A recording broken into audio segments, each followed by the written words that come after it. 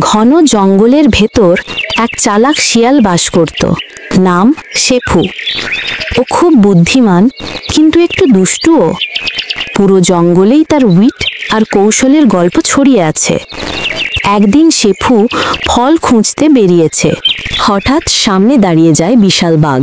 গর্জন করে বলে, শিয়াল, আজ তোকে ধরেছি, এবার তোর রক্ষা নাই। শেফু ভয় পেলেও তার মুখে হাসি।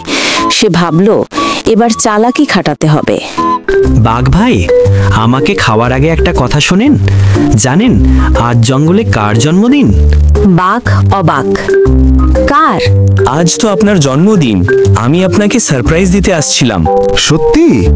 আমার জন্মদিন? কিন্তু আমি তো জানতাম না।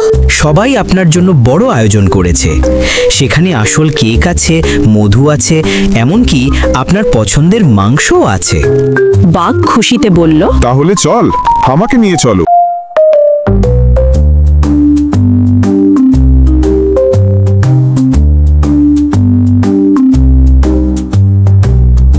বাঘ খুশিতে বলল, ও কি সুন্দর, আমি এখনই লাফ দিচ্ছি। বাঘ জোরে লাফ দিয়ে পড়ল গর্তে। ধপ!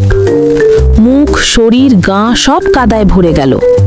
বাঘ কাদার মধ্যে লাফালাফি করতে করতে চিৎকার করতে লাগলো, এইটা কেক না, এটা তো গর্ত।